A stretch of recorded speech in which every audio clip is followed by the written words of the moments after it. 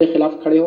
اور تیسرا جو ہے قرآن کے تعلق سے مسلم کی روایت ہے، آپ نے فرمایا القرآن حجت لک وعلیک، قرآن تیرے حق میں یا تیرے خلاف حجت بننے والا ہے، وٹنس بننے والا تیرے حق میں یا تیرے خلاف. حق میں وٹنس بنے گا اللہ ہی مجھے پڑھتا تھا، اور تیرے خلاف کھڑوں گا اللہ مجھے پڑھتا نہیں تھا. تو اگر ہم چاہتے قرآن ہمارے حق میں گواہ بنے تو اس کو اس کے ساتھ تعلق بنانا پڑیں گا، اور ہم چاہتے ہیں کہ ہمارے خلاف کھڑا ہو تو جیسی زندگی جی رہے ویسے جیتے رہے، وہ خود ہمارے خلاف بات کرنے والے. تو لہٰذا اللہ کی کتاب سے ہمیں ایک مضبوط رشتہ خود کا بنانا ہے، چاہے عمر کے کسی بھی مرحلے میں ہو. اپنے بچوں کو آج سے تیاری کروانا ہے، ٹھیک ہے. اور اسی طرح ایک معمول کرنا ہے ہماری بہنوں کو، مائیں جو میری بات سن رہی ہے، قرآن کا ترجمہ ہم روز گھر میں پڑھیں گے. روز فجر کے بعد سب سے اچھا وقت ہے اس کو پڑھنے کا.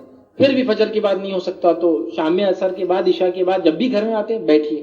ہمارے بہت سے ایسے مرد حضرات ہیں جن کو باقی ساری باتیں بولنے میں مسئلہ نہیں، قرآن پڑھو بولے خاندان کے ساتھ تو شرم آتی، وہ اچھا نہیں لگتا بیوی کے ساتھ بیٹھ کے پڑھنا. باقی سب کام ہو رہا، ٹی وی سب مل کے دیکھتے ہیں، وہاں شرم نہیں آتی کس کو بھی اتنی واحیات چیزیں دیکھنے میں. قرآن نہیں، میرے کو شرم آتی، میری زبان نہیں پلٹتی. ارے بھائی، اور آپ لوگوں کا تو مسئلہ نہیں لینگویج، آپ لوگ تیلگو بولتے ہیں، تیلگو میں ترجمے بھی قرآن کی موجود ہے. آپ کو کوئی ایسا بھی نہیں، بہت ساری جگہ دو دو زبانیں بولتے ہیں مسلمان، یہاں تو اردو آپ لوگ ماشاءاللہ سمجھ لیتے، لیکن اکثر آپ کی مدر ٹنگ تیلگو ہے، میں سمجھتا ہوں اکثر لوگوں کی، ہے نا.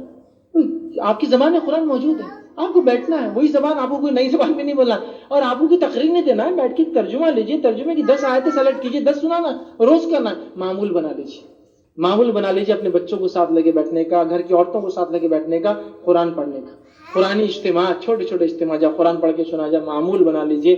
یہ سسٹم بنا لیجیے اگر قرآن کو سیکھنے کا، اس کا ترجمہ سیکھنے کا، اس کی تفسیر کا علم حاصل کرنے کا، اس کا علوم سیکھنے کا، تجوید کی کلاسز کرنے کا، قرآن سے متعلق جو جو ہو سکتا ہے اس کے لیے ہم کو کرنے کی کوشش کرنا چاہیے. آپ دیکھیے جب قرآن سے ہمارا رشتہ مضبوط ہو جائے گا نا، اللہ تعالیٰ ہمارے انشاءاللہ دنیا کی حالت بدل دے گا. اور آخرت میں تو فائدہ ہے ہی ہے. اس کے بعد دنیا بدل جائیں گی تو آخرت بھی، لیکن اگر یہ نہیں کیا، دنیا کی بڑی بری زندگی اور آخرت کی بڑی سخت زندگی یاد رکھیے، اس کے لیے تیار ہے. تو لہٰذا قرآن سے ہمیں اپنا رشتہ گہرا کرنے کی ضرورت ہے، ویسا رشتہ جیسے صحابہ کا رشتہ اس کتاب سے تھا.